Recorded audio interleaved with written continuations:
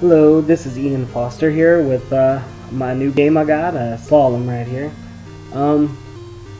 This is a game for the NES that I recently got. I thought I'd make a video about it. I very much enjoyed this game. It was pretty cool. It's an interesting game altogether. It's a skiing game.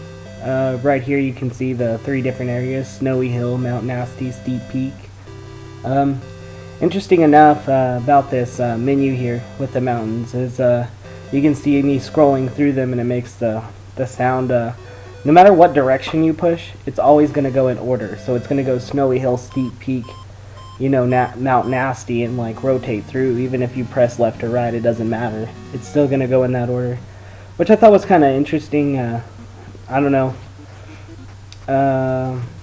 Nowadays you don't have stuff like that. I was fooled for a while, and then I kind of was like, hey, how come I can't go back, you know, because I kind of like the sound of it, so I don't know. Anyways, so continuing on, here's gameplay right here. You're basically a dude on some skis going down a mountain. There's various traps and whatnot throughout the course. Trees, snowmen. Well, they look kind of like blue cactuses. You'll see them later. Other skiers. You gotta go do the flagpole thing. Oh yes, about the flagpoles. At least in this game, you need to go through the flagpoles to maintain your speed. If you miss a flagpole, not like that time, but if you just, you know, aren't flipping around in the air and miss it, then your guy will slow down and kind of put his skis between his legs, or whatever you want to call it. Put him inward and slow down. Slowing your descent down this mountain. There we go. Got through my qualifying run at 154 kilometers an hour. Here's your bonus screen here. Getting little bonuses. What those are for, I don't know. You know, the high score is based on time, so as far as points go, I don't know what that adds up to, or does whatever. This game is pretty neat. I think the visuals are pretty interesting on this game. It all looks good. But some other things we'll talk about this game. At least it's past. This is a rare game. You know, popular for Donkey Kong countries and what have you. Killer Instinct is a popular game that they made, at least back on the Super Nintendo during Rare's heyday, I'm sure. But until they got traded to Microsoft, I don't know. I haven't seen a good Rare game, and I don't know how long. Somebody's gonna hate me for that, saying that, but it's all good. Haters gonna hate. Anyway, so this was it's the first Rare NES title that there was, and their very first video game ever developed by Rare. So this is quite a treat here, at least in a retrospective kind of historical way to gaming. The controls are actually pretty solid for this game. It's well made. It's got, you know, good objectives. You know what you're doing, things like that. So I enjoyed it quite a bit. That's why I'm making a video for it. But see, some other interesting facts. Oh, there, see, I missed a couple of these. You can see them slowing down. You hit too many things, you flip over, everybody passes you. You're not really racing anybody. It's just a time to beat, you know. Even those other skiers on the track are nothing more than obstacles, even though they're annoying obstacles that you have to get through. Let's see. Oh, this game was actually first released for the Nintendo Versus system, which I didn't even know existed until I looked it up. It was an arcade cabinet that Nintendo put out that played NES games on it, and it was coin style. Oh, stop right there. You see that? Hot Dog Heaven. Never gotten to Hot Dog Heaven, but I want to know what it looks like. I hope there's hot dogs there. Yay, I got a high score. So as I was talking about, yeah, the Nintendo Versus system, which I found was kind of interesting. It played things like Dr. Mario and, you know, the original Mario Brothers and things like that.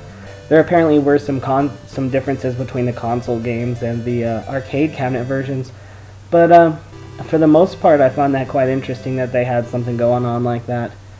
Very interesting. Let's see. I think this menu is pretty cool. I like how it's like this purple and blue. I don't think the colors on the screen do it justice, at least in my opinion, on the computer, that is. I think I just picked a 2-player game, if I'm incorrect, and here I go. Oh, this is the other. Is this the other peak? I think this is the other one that I chose for this run. Let's see. So far, this new NES has been doing me pretty good. I bought it for a nice bit of money with about 9 games, so it's pretty good. Some of them I'm not so, not quite so fond of. Maybe there's something I'm missing to the Karate Kid game. I don't know. It's funny to watch, but gameplay-wise, I don't know. It's okay.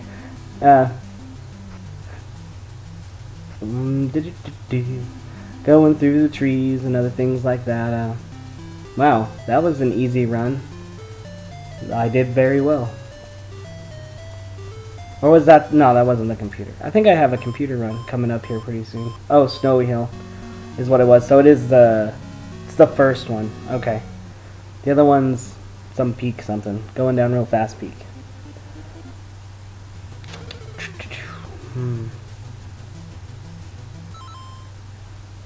Oh, I see. Okay. Okay, now I know I remember what I'm doing here. This is actually a 2-player run right here. Interestingly enough, I found in this game I was just, playing around doing whatever. And at this time, there is no 2-player controller connected to my console. What I basically did was just went to 2-player and started playing and then let the 2-player run. I was just watching it. And lo and behold, the first player can actually pause during the second player's run. As you can see right there, I just paused it again, which was pretty... I found this to be extremely amusing. Because if you do ever get a friend to come over and be like, hey, I got this awesome game of Slalom, we should play against each other and see who has the best runs. Well, the whole caveat of having that, first player being able to pause the second player's game is that you can completely screw them up. Not that it matters so much in this game, but you could be like, pause it right before a bunch of trees and just make him mad. And also, an interesting thing is that player didn't move and just finish that course, which I thought was pretty cool. So you can finish, just so y'all know, you can finish that course without pressing a button and go on to the next one, which is pretty interesting. Down to Cotton Candy. Snowy Hill, the qualifying trials you can beat without pressing any buttons. Awesome.